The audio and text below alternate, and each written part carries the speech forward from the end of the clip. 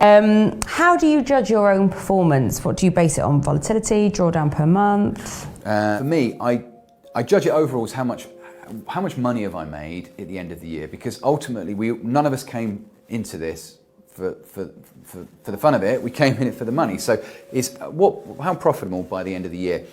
What I will assess on a monthly basis is drawdown, is trade frequency. So a theoretical kind of correlation is, if I'm having a bad month, quite often, as my origins are a revenge trader. So if I lose, I have a tendency to want to get into the market.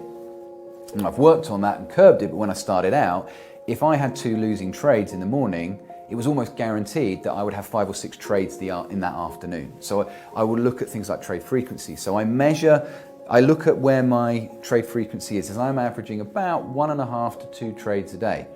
If there's a spike in my trade frequency, that could just be because there were more opportunities, but I will look at that spike and go, oh, interesting, was there a losing run prior to that? So I'll look at things like that. I will assess my drawdown, because over the years I've conditioned myself, because I'm using discretion and strategy, to have relatively low drawdowns. So for me, if I'm having a 10% drawdown in a month is a fairly hefty loss for me. So I know that because I'm conditioned not to have that, if I have that, that could affect me psychologically. What's been your biggest setback today, and how did you get over it? Interesting. There's 2 that I think blowing an account. I think in the time when I started out, I blew an account fairly quickly. I think it was less than 2 months.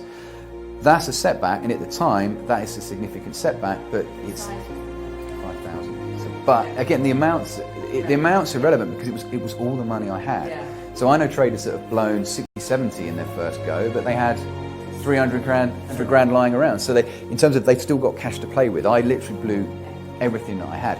So I think that was significant, and in the moment that was extremely challenging, but it's something I learned from.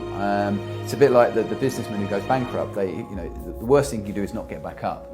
So I'm not saying everybody has to blow an account to be successful, but there is a theme to lots of traders that have been through that process or had a heavy drawdown, because it forces you to reassess the simple fact that you are not in control. You're in control of your trade, you're in control of your strategy, but you're not in control of the market.